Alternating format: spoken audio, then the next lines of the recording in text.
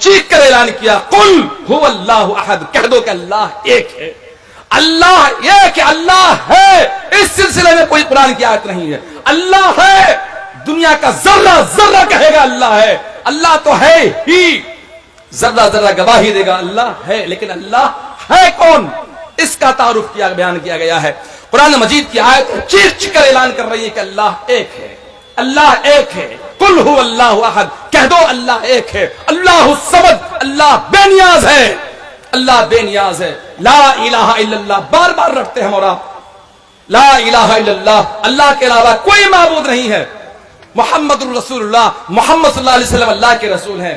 اسی کو رگوید کے اندر کہا گیا ہے ایکم برہما دیتیے ناستے نہنا ناستے کنچن، ایکم برہما، ایک ہی اللہ ہے، ایک ہی بھگوان ہے، ایک ہی پرماتما ہے، ایک ہی پرماتما ہے، اسی ایشور کی پوجا ہونی چاہیے۔ کہتے ہیں کہ ایک ہی اللہ ہے، ایک ہی پرماتما ہے، نہنا ناستے کنچن، نہیں ہے، نہیں ہے کنچن، ذرا سا بھی نہیں ہے، یعنی کہ اللہ کے علاوہ کوئی معبود برحق نہیں ہے۔ وہی اللہ جس کے سامنے اللہ تبارک و تعالیٰ کی ذات، وہی جس کے سامنے ہمیں اور آپ کو اللہ تبارک و تعالیٰ کا ذکر اس کا کرنا پڑے گا، اور اس کی بڑائی کی رٹ لگانی ہوگی، اس کے سامنے پیشانی رکھی جائے گی۔ ہم اور آپ پیشانی رکھے تو اسی پروردگار کے سامنے، اور ہم اور آپ سجدے کریں تو اسی کی بڑائی کی رٹ لگائیں۔ وہی اللہ اکیلا ہے، اور اس کی ایک ہونے کی دعوت دیں، اس کے ایک ہونے کی دعوت کو عام کریں۔ دوستو، محمد الرسول اللہ صلی اللہ علیہ وسلم سے لے کر حضرت آدم علیہ السلام سے لے کر محمد الرسول اللہ تک جتنے پیغمبر آئے،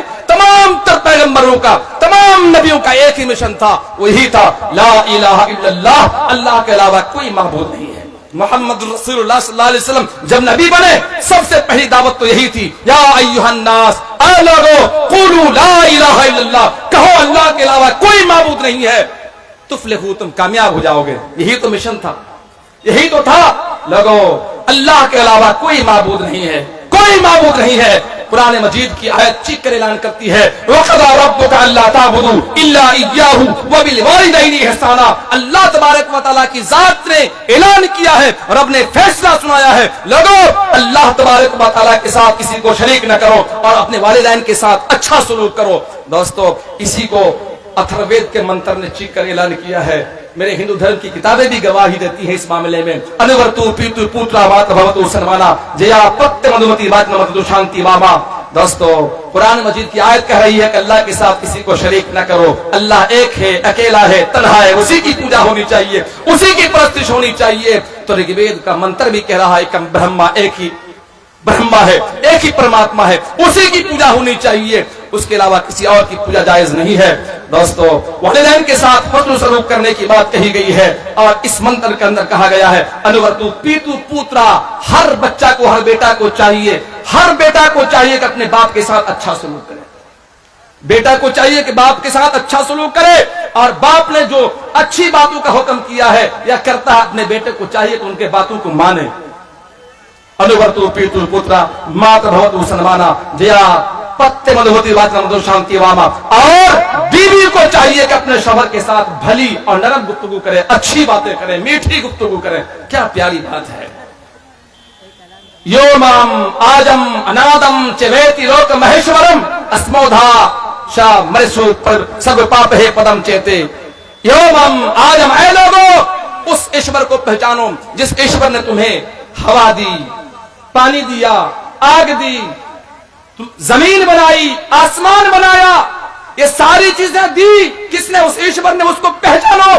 اگر تم نے نہیں پہچانا اور اس کی پرستش نہیں کی اور اس کے احکام پر تم نے عمل نہیں کیا، تو پھر سمجھ لو کہ تم گمراہی میں ہو۔ کتنی اچھی بات بتائی گئی ہے، تم کس میں ہو؟ گمراہی میں ہو۔ لوگوں، ضرورت اس بات کی ہے کہ اللہ تبارک و تعالیٰ کو ایک جانے، ایک مانے، اسی کی پرستش کرے، اسی کے سامنے سجدہ کرے، پیشانی اسی کے سامنے جھکائے، گڑ گڑائے، اپنے گناہوں کی معافی مانگے، اور ندامت و شرمندگی کے آنسو بہائے۔ اللہ کے علاوہ کسی کی مجال نہیں جو ہمیں ایک پھٹا کپڑا بھی دے سکے۔ قربان جاؤ اللہ کے رسول صلی اللہ علیہ وسلم بیان فرماتے ہیں، حدیث قدسی ہے، ڈائریکٹ حوالہ دیا اللہ تبارک و تعالیٰ کا، قال اللہ عز و جل، اللہ تبارک و تعالیٰ فرماتا ہے، کیا کہتا ہے، یا عبادی، اے میرے بندو، انی حرمت الظلم علی نفسی، میں نے اپنے نفس پر ظلم کو حرام قرار دیا ہے، فلا تظالموا، تم ایک دوسرے پر کبھی ظلم نہ کرنا۔ کتنی پیاری بات، کس نے کہا؟ محمد رسول اللہ نے اللہ کا حوالہ دیا، یعنی اس حدیث قدسی ہے، اللہ فرماتا ہے انی حرمت الظلم علی نفسی، میں نے اپنے نفس پر ظلم کو حرام قرار دیا ہے، وجعلتہ بینکم محرما، اور ہم نے اس کو تمہارے درمیان میں حرام قرار دیا ہے، فلا تظالموا، تم ایک دوسرے پر ظلم نہ کرنا۔ یا عبادی، اے میرے بندو، کلکم ضال، تم تمام کے تمام گمراہ ہو، الا من ہدیتہ، مگر جسے میں ہدایت دوں، فاستہدونی، تم مجھ سے ہدایت مانگو، اہدکم، میں تمہیں ہدایت دوں گا۔ اللہ کے علاوہ کسی کی طاقت نہیں جو کسی کو صحیح راستہ بتا سکے اور کسی کو ہدایت دے سکے، یہ اللہ تبارک و تعالیٰ کی توحید ہے۔ یا عبادی، اے میرے بندو، کلکم ضال، تم تمام کے تمام گمراہ ہو۔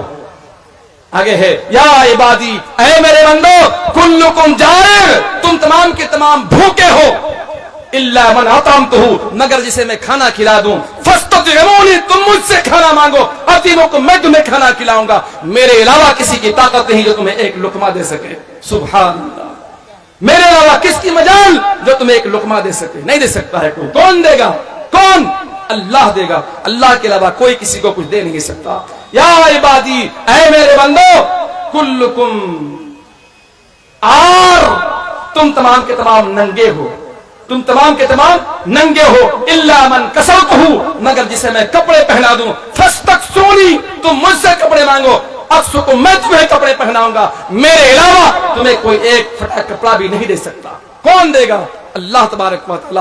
یا عبادی، اے میرے بندو، کلکم تخطئون باللیل والنہار وانا اغفر الذنوب جميعا، تم تمام کے تمام خطائیں کرتے ہو، غلطیاں کرتے ہو، پاپ کرتے رہتے ہو، میں تمام گناہوں کو معاف کرنے والا ہوں، فاستغفرونی، میرے بندو تم مجھ سے گناہوں کی معافی مانگو، اغفر لکم، میں تمہارے گناہوں کو معاف کر دوں گا۔ اللہ الصمد، کون ہے وہ اللہ؟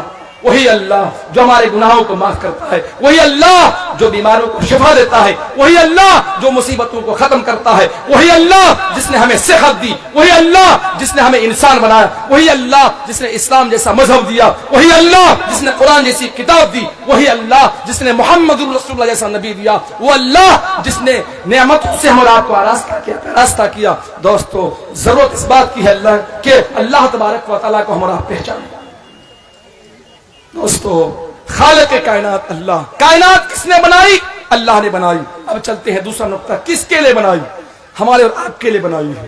آسمان کی بلندی ہمارے لیے، زمین بچھائی ہمارے لیے، سب کچھ، نہریں ہمارے لیے، پہاڑ ہمارے لیے، سب کچھ ہمارے اور آپ کے فائدے کے لیے ہے۔ دوستو، جانوروں کو پیدا کیا ہے اللہ تبارک و تعالیٰ، فرماتا ہے میرے بندو، ہم نے جانوروں کو تمہارے لیے بنایا ہے، کچھ جانوروں کو تم سواری کے کام میں لاتے ہو، کچھ جانوروں کو تم کھاتے ہو۔ کس کے لیے؟ اللہ تبارک و تعالیٰ نے ہمارے اور آپ کے لیے جانوروں کو پیدا کیا ہے، دن بنایا ہمارے لیے، رات بنائی ہمارے لیے۔ اللہ فرماتا ہے وَجَعَلْنَا النَّهَارَ مَعَاشًا، ہم نے دن کو بنایا ہے روزی روٹی کمانے کے لیے۔ لوگوں، میرے بندو، تم روزی روٹی کی تلاشی لو، کس میں؟ دن میں۔ وَجَعَلْنَا اللَّيْلَ لِبَاسًا، ہم نے رات کو لباس بنا دیا۔ وَجَعَلْنَا نَوْمَكُمْ سُبَاتًا، ہم نے نیند کو آرام کا ذریعہ بنا دیا۔ لوگوں، تم رات کو نیند لیتے ہو، آنکھوں سے تمہاری تھکان دور ہوتی ہے، آنکھیں تمہاری آرام لیتی ہیں، دن بھر کی تھکان دور ہو جائے۔ دوستو، اگر رات کو ہم نیند نہ لیں، اگر آنکھیں ہماری نہ سوئیں، اگر ہم رات کو نہیں سوئیں، آنکھیں اگر ہماری بیدار رہیں، اگر اسی طریقے سے جاگتے رہیں، تو پھر ہوگا کہ دن بھر کی تھکان دور نہیں ہوگی۔ پتا چلا نیند اللہ نے ہمارے لیے دی ہے، رات ہمارے فائدے کے لیے، سب کچھ اللہ نے ہمارے فائدے کے لیے دیا ہے۔ دوستو، دو چیزیں ہمارے سامنے آئی، خالق کائنات اللہ، خالق کائنات اللہ، یعنی کائنات بنائی کس نے؟ اللہ نے۔ کس کے لیے بنائی؟ ہمارے اور آپ کے لیے بنائی ہے۔ اب ہمیں کرنا کیا چاہیے؟ یہ تیسرا نقطہ تھا، میری آخری بات ہے۔ ہمیں کرنا کیا چاہیے؟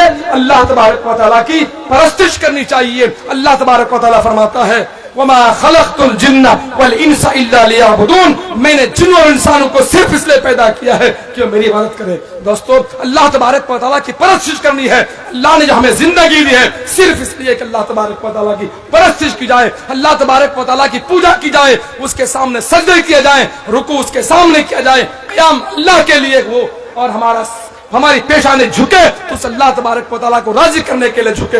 دوستو اللہ تبارک و تعالیٰ سے لو لگانا چاہیے، اللہ تبارک و تعالیٰ کی کبریائی کی اور اس کی بڑائی کی رخت لگانی چاہیے، اللہ تبارک و تعالیٰ سے اپنے گناہوں کی معافی مانگنی چاہیے۔ کیوں؟ اس لیے کہ اللہ تبارک و تعالیٰ نے ہمیں اور آپ کو جو زندگی دی ہے، کس لیے؟ وما خلقت الجن والانس الا لیعبدون، ہم نے جن اور انسانوں کو صرف اس لیے پیدا کیا ہے کہ کیا میری عبادت کریں۔ کس کی؟ اللہ تبارک و تعالیٰ کی۔